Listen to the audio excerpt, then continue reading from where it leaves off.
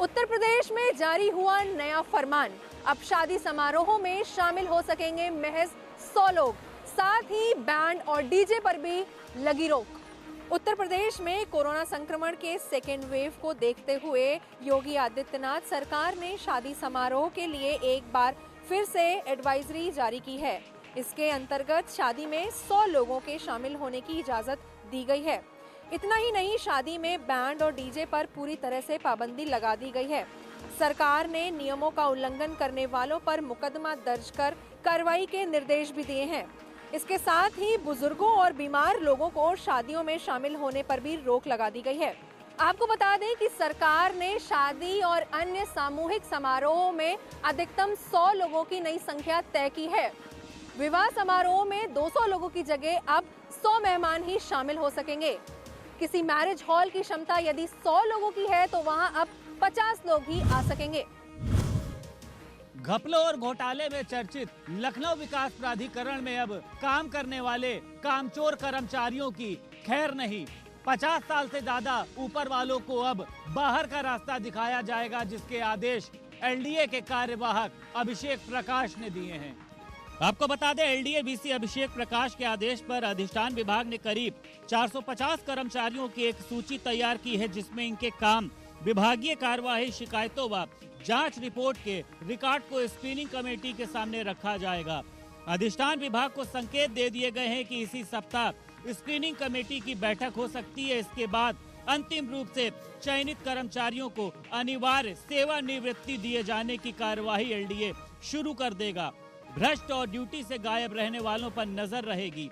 VC ने स्पष्ट कर दिया है कि उन कर्मचारियों को विशेष रूप से चिन्हित कर लिया जाए जिनके खिलाफ भ्रष्टाचार के आरोप हैं। वही बीमारी या दूसरे कारणों से छुट्टी पर रहने वाले कर्मचारियों को भी इस दौरान प्राथमिकता पर रखा जाएगा। एलडीए के कार्यवाहक अभिषेक प्रकाश के आदेश आने के बाद जहां एक तरफ कर्मचारियों में हलचल तेज हो गई है, वहीं पर अब लग रहा है कि एलडीए के हालात एक बार फिर से सुधरेंगे और घपलों और भ्रष्टाचारों की बात एलडीए के लिए अब दूर की होगी और कर्मचारियों में भी एक डर पैदा होगा, जिससे ना तो भ्रष्टाचार होगा ना ही कोई घपला होगा। लखनऊ से वीडियो जर्नलिस्ट अमीश मिश्रा के साथ संदीप खेर, R9 टीवी, उत्तर प्रदेश। 69,000 शिक्षक भर्ती मामले में लगातार योगी सरकार इन शिक्षकों की भर्तियां करा रही है। इन शिक्षकों को योगी सरकार की तरफ से नियुक्ति पत्र दिए जा रहे हैं। अब योगी सरकार ने दिसंबर माह में 36,590 बेसिक शिक्षकों को नियुक्ति पत्र देने की तैयारी की है। निर्देश दिए हैं बेसिक शिक्षा विभाग के अफसरों को कि इनको दिसंबर माह में नियुक्ति पत्र दिए जाएं और जिलों में जो नियुक्ति पत्र बांटे जाएंगे उसमें बाकायदा एक कार्यक्रम कराया जाएगा और वहां पर जिले के सांसद, विधायक और प्रभारी मंत्री समेत प्रशासन के अफसर मौजूद रहेंगे। वहीं खुद मुख्यमंत्री योगी आदित्यनाथ अपने आवास से भी शिक्षकों को नियुक्ति पत्र देंगे। बेसिक शिक्षा परिषद में 69,000 सहायक अध्यापक भर्ती में शेष अभ्यर्थियों को अब योगी सरकार ने नियुक्ति पत्र देने के निर्देश बेसिक शिक्षा विभाग के अफसरों को दिए हैं। अफसरों ने दिसंबर के पहले सप्ताह में 36,590 शिक्षकों को नियुक्ति पत्र देने की तैयारी की है। वहीं जिलों के जो प्रभारी मंत्री हैं, स्थानीय विधायक हैं और सांसद हैं, वो जिलों में नियुक्ति पत्र वितरित करेंगे। इसके अलावा मुख्यमंत्री योगी आदित्यनाथ खुद शिक्षकों को नियुक्ति पत्र प्रदान करेंगे। वहीं दूसरी तरफ अनुसूचित जनजाति के योग्य अभ्यर्थी नहीं मिलने से रिक्त रहे 1133 पदों को छोड़कर शेष सभी 36,590 पदों पर अब नियुक्ति प्रक्रिया जल्द पूरी कर ली जाएगी। 69,000 शिक्षकों में शिक्षकों के भर्ती का इंतजार अब लगभग खत्म सा हो रहा है। योगी सरकार लगातार इन शिक्षकों को भर्तियां दे रही है। अब 36,590 शिक्षकों को भी जल्द भर्ती प्रक्रिया पूरी कर दी जाएगी और इनको नियुक्ति पत्र थमाए जाएंगे और इनकी तैनाती भी कर दी जाएगी योगी सरकार के द्वारा। यह निर्देश अफसरों को दिए गए हैं। कैमरामैन अमीश के साथ संकेत मिश्रा, R9 टीवी, लखनऊ। राज्य में नवजात बच्चों को फेंके जाने का सिलसिला लगातार जारी है, जिसको लेकर पुलिस प्रशासन भी सख्ते में और अधिकारियों के द्वारा निर्देश जारी किए जा रहे हैं कि आखिरकार जब इस तरीके की घटना होती है तो क्यों इस पर जो है गंभीरता से संज्ञान नहीं लिया जाता। नवजात बच्चों के सुनसान जगहों पर मिलने की घटनाएं अक्सर सुनी जाती रही हैं। रूह कपा देने वाली ऐसी घटनाओं में कई बच्चे अपनी जान गंवा देते हैं, तो कुछ ऐसे भी होते हैं जिन्हें किसी फरिश्ते का सहारा मिल जाता है और वह अपनी नई ज़िंदगी की तरफ बढ़ जाते हैं। उत्तराखंड में भी अक्सर कूड़ेदान या झाड़ियों में नवजात शिशुओं के मिलने की खबरें मिलती रही हैं। स्थानीय लोगों की मदद से कई बच्चों को बचाया गया है। अच्छी बात यह है कि जिन बच्चों को बचाने में कामयाबी मिलती है उनमें से कई बच्चे आज एक अच्छी ज़िंदगी भी जी रहे हैं। दरअसल सरकार की तरफ से ऐसे बच्चों के लिए गोद लेने की व्यवस्था भी बनाई गई है ताकि इन बच्चों को फिर एक परिवार मिल सके और माँ बाप का प्यार भी देखने को मिल सके। राज्य में नवजात बच्चों के मिलने की घटनाएं लगातार हो रही हैं। ऐसे में जिम्मेवार विभाग को भी सुध लेने की जरूरत है, जिससे लोग जागरूक हो सके और इस तरीके की घटनाएं राज्य में ना घटित हों। भारतीय जनता पार्टी के राष्ट्रीय अध्यक्ष जेपी नड्डा 5 दिसंबर से 3 दिवसीय उत्तराखंड दौरे पर आ रहे हैं। उनके दौरे के बैठकों को लेकर अंतिम रूप दिया जा रहा है। भारतीय जनता पार्टी के राष्ट्रीय अध्यक्ष जेपी नड्डा अपने राष्ट्रीय दौरे की शुरुआत देवभूमि उत्तराखंड से करने जा रहे हैं। राष्ट्रीय अध्यक्ष जेपी नड्डा के आधिकारिक कार्यक्रम की जानकारी भाजपा प्रदेश अध्यक्ष बंशीधर भगत ने पत्रकार वार्ता कर दी है। भाजपा अध्यक्ष का कहना है कि 5 दिसंबर को राष्ट्रीय अध्यक्ष जेपी नड्डा 3 दिवसीय उत्तराखंड दौरे पर आएंगे, जहां 14 बैठकों में शामिल होकर संगठन को मजबूती देने का काम करेंगे। वहीं बैठकों में सभी मंत्री, राज्य मंत्री, विधायक, दर्जाधारी मंत्री, पदाधिकारी शामिल होंगे। राष्ट्रीय अध्यक्ष के उत्तराखंड दौरे को लेकर उत्तराखंड भाजपा उत्साहित है। साथ ही उम्मीद है कि जब राष्ट्रीय अध्यक्ष कार्यकर्ताओं से मुलाकात करेंगे तो उनमें नई ऊर्जा का संचार होगा। पूर्व मुख्यमंत्री हरीश रावत के 2024 में राजनीतिक संन्यास लेने का ट्वीट वायरल हो रहा है। वह प्रधानमंत्री राहुल गांधी को बनाने का ख्वाब देख रहे हैं। आजकल प्रदेश के पूर्व मुख्यमंत्री और कांग्रेस के राष्ट्रीय महासचिव हरीश रावत के निशाने पर अपना संगठन कांग्रेस है। 2 दिन पहले हरीश रावत ने अपने ही संगठन को आड़े हाथों लेते हुए बार बार चुनावी हार का टिकड़ा उनके सर फोड़ने का धन्यवाद किया, तो बीते रोज त्रिवेंद्र सरकार के एक फैसले पर सरकार की तारीफ कर डाली और अपने ही नेताओं को असहज करने का काम कर डाला। वहीं अब एक बार फिर से कांग्रेस संगठन के भीतर से हरीश रावत के राजनीति से संन्यास लेने की बात उठने लगी है, जिसको हरीश रावत ने अपने ही अंदाज में फेसबुक पोस्ट के माध्यम से जवाब दिया है, जिसमें स्पष्ट कर दिया है कि 2024 से पहले वो राजनीति से संन्यास नहीं लेंगे। दूसरी तरफ भाजपा प्रदेश अध्यक्ष बंशीधर भगत ने हरीश रावत की फेसबुक पोस्ट पर इतना कहा कि हरीश रावत को ना तो राजनीति से बाहर रहना है और ना ही कभी संन्यास लेना है। हरीश रावत ने अपने फेसबुक पोस्ट और ट्वीट से साफ कर दिया है कि 2024 तक राजनीति के मैदान में रहेंगे। यदि कोई उनके राजनीतिक भविष्य के बारे में आकलन लगा रहा है तो वो गलत है। उनका कहना है कि वो राजनीति में डटे रहेंगे और प्रधानमंत्री बनाने तक राहुल गांधी के मोर्चे पे मुस्तैदी के साथ जमे रहेंगे। प्रयागराज कुंभ की तर्ज पर अब महिला संतों के परी अखाड़े ने भी आने वाले हरिद्वार महाकुंभ में अलग से शाही स्नान और अन्य सुविधाएं दिए जाने की मांग की है।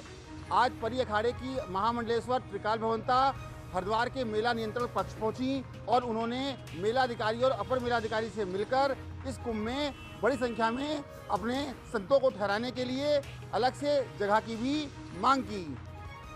प्रयागराज में हुए कुंभ की तर्ज पर महिला संतों के परी अखाड़े ने पुरुष अखाड़ों के संतों की तरह ही अलग से शाही स्नान और सुविधाएं दिए जाने की मांग की है। सोमवार को परी अखाड़े की शंकराचार्य साध्वी त्रिकाल भवंता हरिद्वार पहुंची। उन्होंने मेला नियंत्रण भवन पहुंचकर अधिकारियों से वार्ता की। शंकराचार्य साध्वी त्रिकाल भवंता के अनुसार महिला सशक्तिकरण का दौर है, ऐसे में पुरुषों की तरह ही महिलाओं के एकमात्र अखाड़े को भी सुविधाएं और अलग से शाही स्नान करने का समय दिया जाना चाहिए। हम आपको बता दें कि खासे हंगामे के बाद बीते प्रयागराज कुंभ में परी अखाड़े को शाही स्नान का समय और सुविधाएं दी गई थीं, जिसके बाद हरिद्वार में आगामी कुंभ मेले के पहले महिला संतों के इस अखाड़े ने मांग उठाई है। फिलहाल मेला प्रशासन परी अखाड़े के मामले में कुछ भी कहने से बचता नजर आ रहा है। दरअसल पिछले कुछ कुंभ के दौरान महिला संतों के लिए एक अलग से परी अखाड़े की स्थापना हुई है और ये अखाड़ा फिलहाल दूना अखाड़े के साथ स्नान करता है, लेकिन पिछले 2 कुंभ के दौरान परी अखाड़े ने अलग से अपने लिए शाही स्नान और अन्य सुविधाएं दिए जाने का निर्णय लिया है। बीते 21 नवंबर को लाइन बाजार थाना क्षेत्र के कलीचाबाद के अभयचंद पट्टी गांव में नदी किनारे लाश पाए जाने से क्षेत्र में सनसनी फैल गई थी। घटना की जानकारी मिलते ही मौके पर पहुंचे पुलिस अधीक्षक शहर डॉक्टर संजय कुमार सहित अन्य पुलिसकर्मियों ने लाश को कब्जे में लेते हुए शव को पोस्टमार्टम के लिए भेजकर मामले की जांच पड़ताल में जुट गए थे। ऐसे में आज इस मामले का खुलासा करते हुए अपर पुलिस अधीक्षक संजय कुमार ने बताया कि ये पूरा मामला सिर्फ जमीनी विवाद को लेकर था। नाना के ननिहाल में रह रहे युवक की उसके सगे भाइयों ने जमीनी विवाद और प्रॉपर्टी को लेकर हत्या करके लाश को अपने भाई के ठिकाने लगाने के लिए नदी किनारे डाल दिया था। जौनपुर से विश्व प्रकाश श्रीवास्तव, R9 न्यूज के लिए। कोरोना का शिकार हुई उत्तराखंड की राज्यपाल बेबी रानी मौर्य को एम्स ऋषिकेश में भर्ती कराया गया है। बता दें कि राज्यपाल बेबी रानी मौर्य हाल ही में आगरा से लौटी थी। इसके बाद उन्होंने अपना कोरोना टेस्ट कराया जिसमें वह पॉजिटिव पाई गई। अब राज्यपाल एम्स ऋषिकेश में भर्ती हुई हैं जहां उनका सीटी स्कैन कराया गया और इसके साथ ही उनकी तमाम तरह की जाँचें एम्स प्रशासन ने कराई हैं। राज्यपाल के इलाज के लिए एक चिकित्सकों की टीम भी बनाई गई है जो कि न सिर्फ राज्यपाल का इलाज करेगी बल्कि पल पल की अपडेट भी एम्स प्रशासन को देगी। राज्यपाल एसिम्प्टोमेटिक पेशेंट है, लिहाजा एम्स प्रशासन ने भी उनके जल्द स्वस्थ होने का दावा किया है। ऋषिकेश से राव राशिद, R9 टीवी, उत्तराखंड। 30 नवंबर को पीएम मोदी अपने संसदीय क्षेत्र वाराणसी आ रहे हैं। ऐसे में अगर बात करें तो देव दीपावली का भी मौका रहेगा जब 84 घाट काशी में दुल्हन जैसी सजाई जाती है। 30 नवंबर को प्रधानमंत्री नरेंद्र मोदी अपने संसदीय क्षेत्र वाराणसी में आ सकते हैं। लगभग 6 घंटे के दौरे के दौरान प्रधानमंत्री वाराणसी के खजूरी स्थित जनसभा को संबोधित करेंगे जहां 5000 से अधिक लोगों को जाने की अनिवार्यता नहीं है। इसके अलावा प्रधानमंत्री घाटों पर देव दीपावली के नज़ारे ले सकते हैं। लगभग 6 घंटे के दौरे के बाद प्रधानमंत्री 9 बजे दिल्ली के लिए रवाना होंगे। पीएम मोदी का यह दौरा माना जा रहा है कि कहीं ना कहीं उसमें बाधक बन रहा है MLC का चुनाव। ऐसे में अब चुनाव आयोग से मंजूरी मिलने के बाद ही तय हो पाएगा काशी में पीएम का कार्यक्रम। कोरोना काल में कोरोना के बढ़ते केसेस के बीच उत्तर प्रदेश की योगी सरकार ने 8 महीने बाद तमाम यूनिवर्सिटीज़ व कॉलेज खोले जाने का निर्णय लिया है। बता दें 50% छात्र अब यूनिवर्सिटी कैंपस पहुंचकर पढ़ाई कर पाएंगे, वहीं बाकी बचे छात्र पहले जैसे ही घर रहते हुए ऑनलाइन पढ़ाई करेंगे। आपको बता दें उत्तर प्रदेश सरकार द्वारा 8 महीने बाद सभी यूनिवर्सिटीज़ और कॉलेजेस खोलने का निर्णय लिया गया है। 23 नवंबर को सरकार द्वारा निर्णय लेते हुए सभी गाइडलाइंस को फॉलो कराते हुए 50% छात्र यूनिवर्सिटी कैंपस पहुंचकर पढ़ाई कर पाएंगे, बाकी छात्र पहले जैसे ही घर रहकर ऑनलाइन पढ़ाई करेंगे। सरकार द्वारा face mask, social distancing, thermal scanning, sanitiser और हैंड वॉश सभी कैंपस और यूनिवर्सिटीज़ में रखना अनिवार्य होगा। तो वहीं लंबे समय बाद छात्रों के लिए खुशी की खबर है। 50% ही सही पर यूनिवर्सिटीज़ में छात्र पढ़ाई कर पाएंगे। देखने वाली बात यह होगी कि यूनिवर्सिटी कर्मचारी क्या सरकार की तमाम गाइडलाइंस को फॉलो करा पाएंगे या नहीं। कैमरामैन जिशान के साथ समीर अली, R9 टीवी, उत्तर प्रदेश। कानपुर में लव जिहाद के मामले को देखते हुए SIT की टीम गठित की गई थी। आज SIT टीम ने कानपुर के IG मोहित अग्रवाल को रिपोर्ट सौंप दी गई है, जहां इस पूरे मामले में 11 लड़कियां बताई गई थीं। 11 मामले ऐसे थे जहां पर 3 लड़कियां नाबालिग थीं जिन्होंने अपनी मर्जी से शादी की थी। वहीं बची 8 लड़कियों ने जो जबरदस्ती शादी करने का दबाव बनाकर केस दर्ज किया गया था, जिनमें मामले को लेकर FIR भी दर्ज कर ली गई है। बता दें कि यूपी में लव जिहाद के खिलाफ कानून लाने की तैयारी चल रही है। पिछले दिनों कानपुर से सबसे अधिक कथित लव जिहाद के केस दर्ज किए गए थे। IG ने बताया कि जांच में किसी संगठन या देश के अंदर बाहर से फंडिंग के कोई सबूत नहीं मिले हैं। 3 केस ऐसे मिले जिनमें लड़कों ने अपने नाम बदले थे। इनमें फतेह खान, आर्यन मल्होत्रा, ओवैस ने बाबू और मुख्तार अहमद ने अपना नाम राहुल सिंह रखा था। मुख्तार अहमद ने राहुल नाम के आधार कार्ड तक बनवा लिया था। शुरुआत में पुलिस के पास कथित लव जिहाद के 6 मामले आए थे जो बढ़कर 14 तक पहुंच गए थे। वहीं अगर 3 केस कानपुर में मिले थे जहां पर लड़कियां नाबालिग बताई जा रही थीं, जिनमें 8 केस ऐसे थे जहां पर लड़कियों के साथ शारीरिक शोषण भी किया गया था, जिनको जेल में भेज दिया गया है। यूपी में लगातार बढ़ रहे धर्मांतरण और लव जिहाद के मामले को लेकर अब कानून बनाने की भी चर्चा चल रही है, जिसमें 5 साल की उम्र कैद है। और वहीं अगर सामूहिक धर्मांतरण किया जाता है जिसमें 10 साल की उम्र कैद बताई जा रही है, यह सजा गैर जमानती भी होगी। रायबरेली में फिरोज गांधी डिग्री कॉलेज के BSc थर्ड ईयर के छात्रों ने एक बार फिर हल्ला बोला है। जिलाधिकारी के कार्यालय पहुंचकर CSJM यूनिवर्सिटी के खिलाफ जमकर नारेबाजी की। उनकी इस नारेबाजी में ABVP के कार्यकर्ता भी मौजूद रहे। दरअसल रायबरेली में ABVP के बैनर तले दर्जनों की संख्या में छात्रों ने जिलाधिकारी कार्यालय के बाहर जमकर नारेबाजी की और CSJM यूनिवर्सिटी मुर्दाबाद के नारे लगाए। BSc तृतीय वर्ष के छात्रों का मैथ के प्रथम व तृतीय पेपर में बहुत से छात्रों को कम अंक मिले थे, तो वहीं अधिकांश छात्रों को फेल कर दिया गया था। प्रदर्शन कर रहे छात्रों की माने तो हम लोगों की कापियों का मूल्यांकन सही से नहीं किया गया है। अगर मूल्यांकन सही से किया गया होता तो हम छात्रों के एक जैसे मार्क नहीं आते। हम सब विरोध के माध्यम से यही मांग कर रहे हैं कि हम लोगों की कापियों की जांच फिर से करवाई जाए ताकि दूध का दूध और पानी का पानी हो सके। बीएससी तृतीय वर्ष के छात्रों जिलाधिकारी वैभव श्रीवास्तव के माध्यम से उप मुख्यमंत्री दिनेश शर्मा के नाम से एक ज्ञापन भेजा है और उस ज्ञापन में मांग की है कि हम लोगों का जो मूल्यांकन है उस फिर से कराया जाए, क्योंकि जिस हिसाब से जो छात्र है बीएससी तृतीय के उनके मैथ में फर्स्ट व थर्ड पेपर में कम नंबर आए हैं। अब देखने वाली बात होगी जो ज्ञापन उन्होंने उप मुख्यमंत्री के नाम भेजा है, उप मुख्यमंत्री उस ज्ञापन में किस तरह से संज्ञान लेते हैं। कोविड-19 प्रोटोकॉल के तहत रामनगरी अयोध्या में 14 कोसी परिक्रमा शुरू हुई। इस परिक्रमा में इस वर्ष बाहरी श्रद्धालुओं के प्रवेश पर रोक रहा, लेकिन अयोध्यावासी व अयोध्या के संत महंत इस परंपरा को निभाते हुए नजर आए। कोविड-19 प्रोटोकॉल के बीच रामनगरी अयोध्या में अक्षय नवमी पर 14 कोसी परिक्रमा प्रारंभ हुई। बाहरी श्रद्धालुओं के प्रवेश पर रोक होने के कारण सिर्फ अयोध्या के लोग ही इस परंपरा को निभाते हुए नजर आए। वहीं कोविड-19 को देखते हुए स्थानीय प्रशासन ने भी मेडिकल कैंप लगाए जाने के साथ सुरक्षा के भी पर्याप्त इंतजाम रखे। लाखों श्रद्धालुओं से पटी रहने वाली रामनगरी अयोध्या इस वर्ष सूना रहा। वही माना जा रहा है कि इस वर्ष परिक्रमा को लेकर 2 लाख श्रद्धालुओं ने इस परिक्रमा की परंपरा को पूरा किया। अयोध्या में चल रहे 14 कोसी परिक्रमा में अभी तक माना जा रहा है कि 2 लाख से अधिक श्रद्धालु परिक्रमा को पूरा कर लिए हैं।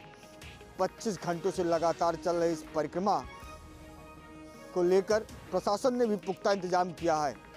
स्थान स्थान पर बैरियर के साथ ही सुरक्षा व्यवस्था भी सख्त रहा। अयोध्या से प्रकाश आ रहे हैं। आगरा थाना फतेहपुर सीकरी इलाके में 20 नवंबर को चचेरी बहन की शादी के कार्ड बांटकर आ रहे एक युवक की हत्या का पुलिस ने खुलासा करते हुए 2 लोगों को गिरफ्तार कर लिया है। आगरा थाना फतेहपुर सीकरी में 20 नवंबर को हुई युवक की हत्या का पुलिस ने खुलासा कर दिया है। हत्या के आरोप में पुलिस ने 2 लोगों को गिरफ्तार किया है। हत्या की वजह बड़ी हैरान करने वाली है। महज 100 रुपए के लेन देन के चलते इन दोनों ने हत्याकांड को अंजाम दिया। दरअसल आगरा थाना फतेहपुर सीकरी के नगला रमले के रहने वाले राकेश का शव 20 नवंबर को पास के ही गांव में पड़ा मिला। राकेश अपनी बहन की शादी के कार्ड बांटने के लिए गया था, लेकिन वह घर वापस नहीं पहुंचा और उसका शव पास के ही गांव में खेत में पड़ा मिला।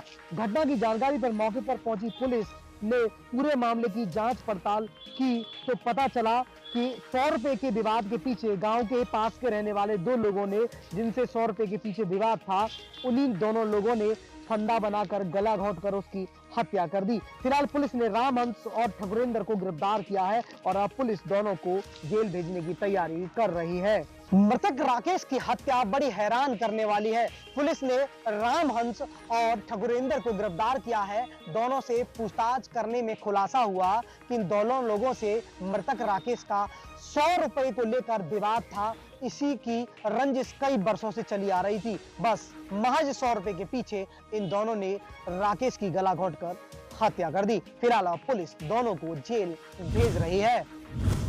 मेरठ में 2 सगे भाइयों को घर से बुलाकर उनके भतीजे ने उन पर जानलेवा हमला कर दिया। एक को गोली लगी है जबकि दूसरे को लाठी डंडों से गंभीर चोटें आई हैं। मेरठ के हस्तिनापुर थाना इलाके के पाली गांव में 2 सगे भाइयों को उनके भतीजे ने गोली मार दी। आरोपी हमलावर घायलों का भतीजा विपिन है। घायल संजय व सतीश हैं, ये किसान परिवार से हैं। घायलों के परिजनों ने बताया कि दोनों अपने घर पर ही बैठे थे, तभी किसी ने आवाज लगाई और बाहर आने के लिए कहा। जब संजय व सतीश बाहर गए तो हमलावरों ने दोनों पर गोली चला दी। आवाज सुनकर परिजन बाहर की ओर दौड़े, लेकिन हमलावर फरार हो चुके थे। बताया जा रहा है कि पारिवारिक विवाद में हमला हुआ है। कुछ दिन पूर्व दोनों पक्षों में कहासुनी हुई थी। इस बात पर भतीजे विपिन ने अपने साथियों के साथ मिलकर अपने चाचा और ताऊ पर गोली चला दी और फरार हो गया। पुलिस का कहना है कि जल्द आरोपी को गिरफ्तार कर लिया जाएगा। ड्रग्स केस में गिरफ्तार कॉमेडियन भारती सिंह और उनके पति हर्ष लिम्बाचिया को जमानत मिल गई है। आपको बता दें कि एनसीबी ने भारती के मुंबई स्थित घर में छापेमारी की थी, जहां पर उन्हें गांजा बरामद हुआ था। वहीं भारती से पूछताछ करने पर भारती ने ड्रग्स लेने की बात को कबूला था। कॉमेडियन भारती सिंह को करीब 6 घंटे की पूछताछ के बाद गिरफ्तार कर लिया गया था। इसके बाद देर रात उनके पति हर्ष को भी गिरफ्तार कर लिया गया था। सबसे पहले भारती सिंह और हर्ष लिम्बाचिया को मेडिकल और कोरोना टेस्ट के लिए ले जाया गया और सुबह 11:30 बजे भारती और हर्ष की कोर्ट में पेशी हुई। 2 ड्रग पैडलर्स के साथ भारती सिंह और उनके पति हर्ष की कोर्ट में पेशी हुई। कोर्ट से एनसीबी ने भारती के पति हर्ष की रिमांड मांगी थी, लेकिन उसको कामयाबी नहीं मिल पाई, जिसके बाद कोर्ट ने दोनों को न्यायिक हिरासत में जेल भेज दिया, जबकि 2 पैडलर्स की रिमांड एनसीबी को मिल गई है। कोर्ट ने भारती और उनके पति हर्ष को 4 दिसंबर तक न्यायिक हिरासत में भेजा था, जिसके बाद भारती को कल्याण जेल और उनके पति हर्ष को तलोजा जेल में रखा गया था। इसके बाद भारती और उनके पति हर्ष ने कोर्ट में जमानत याचिका दाखिल की थी, जिसके बाद सुनवाई के दौरान कोर्ट ने उन्हें जमानत दे दी।